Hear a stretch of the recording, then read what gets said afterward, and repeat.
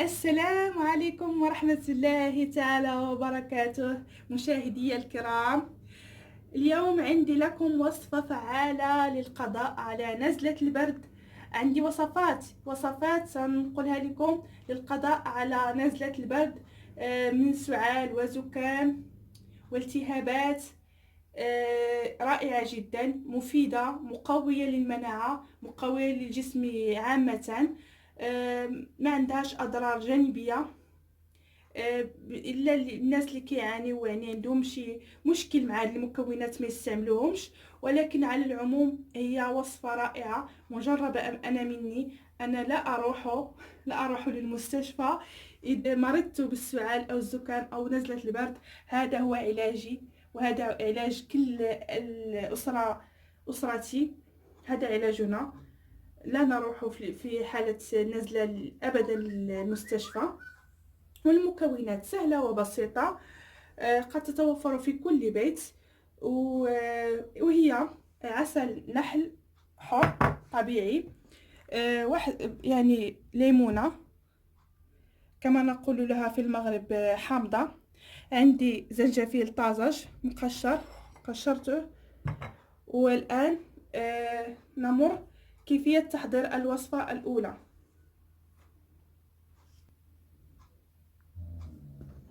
كي كتشوفوا معايا أنا عصرت ليمونة وحكيت داك الزنجفيل الطازج، ليمون، زنجفيل طازج. دابا هلا شوفوا ملعقة كبيرة، تقريبا ملعقة كبيرة مع ملعقة عسل كبيرة.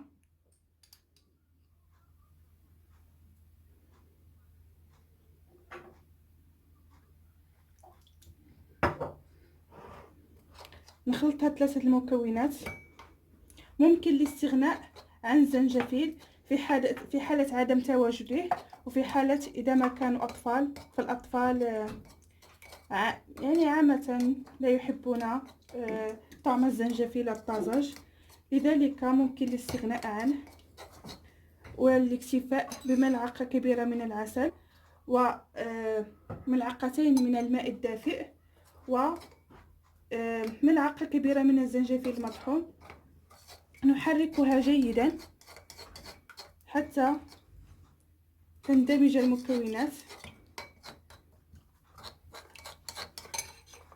وبعد ذلك نسكبها في قنينة زجاجية، نحتفظ بها في الدولاب ثلاجة لمدة ليلة كاملة 24 ساعة. وبعدين بعد ذلك نشرب ملعقة كبيرة صباحا وملعقة كبيرة مساء، وممكن شربها 3 مرات في اليوم أفضل. فهو جيد جدا للذات، مضاد حيوي كبير.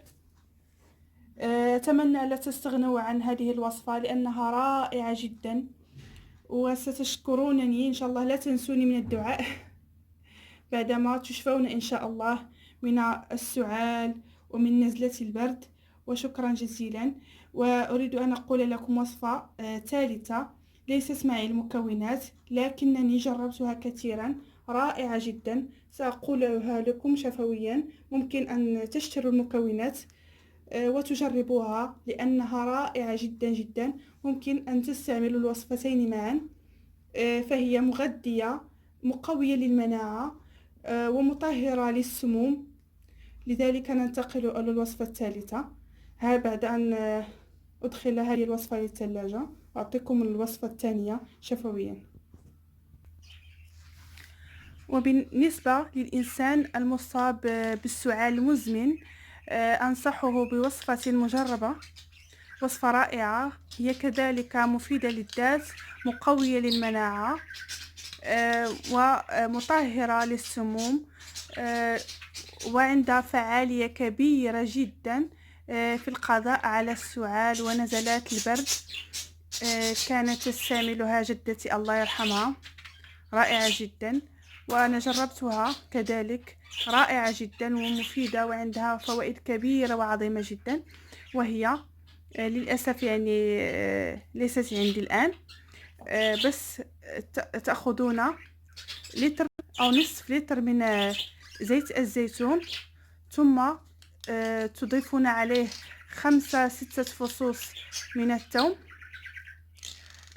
تتركونه لمدة يومين، يعني يوم أو يومين، وبعدين تسلقون التين المجفف يتم سلقه جيدا، وإضافته على زيت الزيتون والثوم. ثم نترك هذه الوصفة يومين.